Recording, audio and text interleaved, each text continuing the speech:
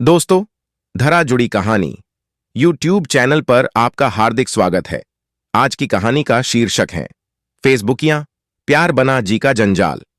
कहानी के पात्र व घटनास्थल काल्पनिक हैं। दोस्तों, 22 वर्षीय रीना अपनी स्कूटी लेकर पति के साथ घर से बाहर निकली तो वह वापस घर नहीं लौटी। घर वालों ने उसका फोन नंबर मिलाया तो फोन बंद आ रहा था। काफी रात बीत जाने के बाद भी जब वह नहीं आई तो उसके माता पिता और परिवार वालों को चिंता होने लगी। घर वालों की समझ में नहीं आ रहा था कि आखिर वह अपने 2 महीने के दुधमुंहे बच्चे को छोड़कर कहां चली गई। घर वालों ने रीना के पति महेश से बात की तो उसने अनभिज्ञता जाहिर करते हुए कोई संतोषजनक उत्तर नहीं दिया।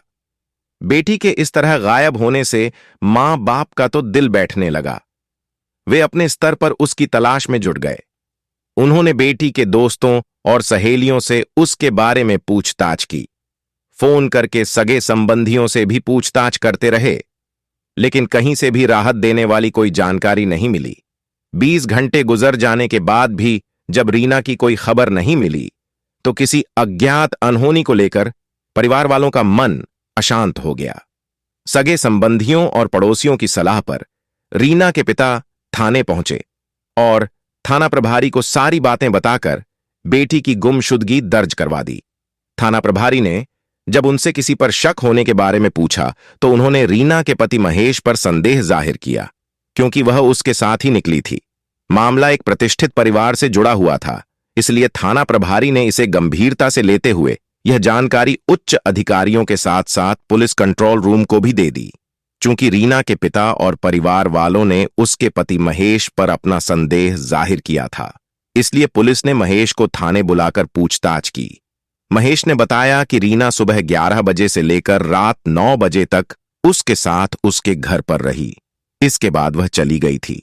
वह कहां गई, इस बात को लेकर वह खुद परेशान है और उसे खोज रहा है। महेश से पूछताछ के बाद पुलिस ने उसे घर भेज दिया और पुलिस अपने स्तर से रीना की खोज करने लगी। पुलिस के सामने यह बात आई कि रीना बहुत खूबसूरत थी। वह सोशल मीडिया पर बहुत सक्रिय रहती थी। यूट्यूब, फेसबुक और व्हाट्सएप पर वह अपने दोस्तों और सहेलियों के साथ चैटिंग में व्यस्त रहती थी। फेसबुक और व्हाट्सएप पर वह नए नए पोज में अपने फोटो खींचकर शेयर करती, जिन्हें काफी लोग पसंद भी करते थे। थोड़े ही दिनों में रीना फेसबुक और यूट्यूब पर फेमस हो गई। फेसबुक पर उसके 2300 से अधिक फ्रेंड और 6400 से ज्यादा फॉलोअर्स हो गए थे। वह अक्सर फोन पर बिजी रहती थी। रीनाम के पास घूमने के लिए एक स्कूटी थी, जिसे लेकर वह अक्सर अपने दोस्तों और सहेलियों से मिलने के लिए आती जाती थी। किसी सुनसान जंगल की झाड़ियों में किसी युवती का शव पड़ा है। सूचना मिलते ही पुलिस टीम मौके पर पहुंच गई। मृतका का चेहरा इतना विकृत था कि उसकी शिनाख्त करना मुश्किल था। हत्यारे ने लाश की पहचान मिटाने की पूरी कोशिश की थी। लाश से कुछ दूर एक स्कूटी खड़ी थी। एक दिन पहले ही रीना के पिता ने थाने में उसकी गुमशुदगी दर्ज कराई थी।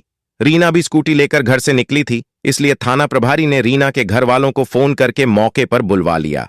घर वालों ने लाश की शिनाख्त रीना के रूप में कर दी। इसके बाद पुलिस ने जरूरी कार्रवाई करके लाश पोस्टमार्टम के लिए भेज दी। रीना की हत्या की खबर पाते ही उसके घर में मातम छा गया। परिवार के लोग रोते पीटते थाने पहुंचे। उन्होंने पुलिस को बताया कि रीना की हत्या किसी और ने नहीं बल्कि उसके पति महेश ने ही की है। उसके खिलाफ सख्त कार्रवाई की जानी चाहिए। उन्होंने रीना के खिलाफ नामजद रिपोर्ट लिखा दी।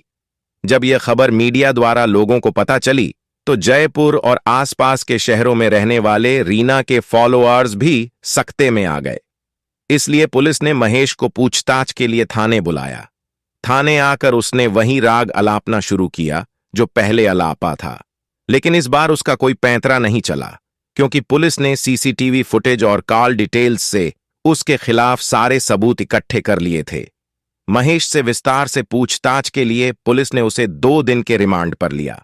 रिमांड के दौरान वह पुलिस के सवालों के चक्रव्यूह में ऐसा फंसा कि उसके सामने अपना गुनाह स्वीकार करने के अलावा और कोई चारा नहीं बचा।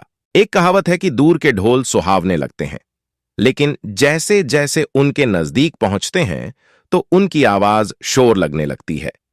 यही हाल रीना और महेश के बीच हुआ। 2 सालों तक चली दोनों की लव स्टोरी में धीरे धीरे दरार आने लगी। जिस मीडिया ने उन्हें मिलाया था, वही मीडिया अब उनके विवाद का कारण बन गया। अपनी प्रशंसा की भूखी रीना का सोशल मीडिया पर एक्टिव रहने का भूत उतरा नहीं था। वह शादी के बाद भी लगातार एक्टिव रहती थी। उसने फेसबुक पर अपनी आईडी बना रखी थी, एक रीना के नाम से तो दूसरी टीना के नाम से। उसका हेडफोन हमेशा उसके कानों में लगा रहता था, जिस पर वह अक्सर बातें किया करती। वह पति महेश की उपेक्षा करने लगी थी, जो उसे पसंद नहीं थी। इससे महेश के दिल में कहीं न कहीं संदेह पैदा हो रहा था। उसे ऐसा लग रहा था कि जिस तरह से वह सोशल मीडिया के जरिए उसकी जिंदगी में आई, उसी प्रकार कहीं वह किसी और की जिंदगी में तो नहीं दाखिल हो रही है। इस संदेह को लेकर पहले तो महेश ने उसे समझाया और सोशल मीडिया से बैकआउट करने का भी दबाव बनाया, लेकिन रीना को उसका यह दबाव पसंद नहीं आया। उसका कहना था कि वह आजाद और आधुनिक विचारों वाली है, उसे किसी तरह के बंधन में बंधना स्वीकार नहीं है। शादी हो गई पर आदत नहीं बदली। रीना की इस बात से महेश सहमत नहीं था। नतीजा यह हुआ कि दोनों की तकरार बढ़ गई। इस बीच महेश ने गुस्से में कई बार उसका फोन छीनकर तोड़ डाला था, लेकिन रीना हर बार नया फोन खरीद लेती थी। फिर रीना की डिलीवरी के बाद माहौल ऐसा बना कि वह अपने 1 माह के बच्चे को लेकर अपने मायके आ गई और उसे तलाक का नोटिस दे दिया। महेश योजना के अनुसार वह पत्नी को मनाने के लिए उसके मायके पहुंच गया और उसने अपने व्यवहार के लिए क्षमा मांगते हुए उसके सामने सुलह का प्रस्ताव रखा, जिसे महेश ने स्वीकार कर लिया। यही समझौता रीना को महंगा पड़ा। एक सुबह जब रीना अपने बच्चे को मां के पास छोड़ स्कूटी से महेश के साथ घर से बाहर निकली तो वापस घर नहीं आई। महेश पहले रीना पत्नी को अपने घर जयपुर लेकर गया। वहां दोनों ने जमकर बियर पी और मौज मस्ती की। फिर थोड़ी देर बाद वहां दोनों ने चाय की दुकान पर जाकर चाय पी। थोड़ी देर बाद महेश उसे माता मंदिर के पास लेकर गया। पहले तो रीना उस सुनसान जगह तक जाने के लिए तैयार नहीं थी, लेकिन महेश ने रिक्वेस्ट की तो उस पर विश्वास करके वह उसके साथ चली गई। उस समय भी रीना के कान से हेडफोन लगा था। वह किसी फ्रेंड से चैटिंग कर रही थी, जिसे सुन सुनकर महेश गुस्से में जल भुन रहा था। तभी महेश ने उसका फोन छीनकर माता मंदिर के पीछे फेंक दिया। उस समय मंदिर के पास अंधेरा था और जगह सुनसान थी।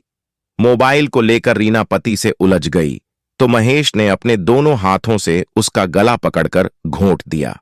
कुछ ही देर में रीना की मृत्यु हो गई और वह जमीन पर गिर गई। इसके बाद महेश घबरा गया। लाश पहचानी न जा सके, इसके लिए महेश पास ही पड़ा एक बड़ा सा पत्थर उठा लाया, जिससे उसने रीना का सिर कुचल दिया। उसकी स्कूटी ले जाकर उसने मंदिर के पीछे की घनी झाड़ियों में छिपा दी। फिर कैब पकड़कर घर आ गया। पुलिस टीम ने 12 घंटे के अंदर केस का पर्दाफाश कर आरोपी को गिरफ्तार कर लिया। उससे विस्तार से पूछताछ करने के बाद उसे जयपुर की सेंट्रल जेल भेज दिया था।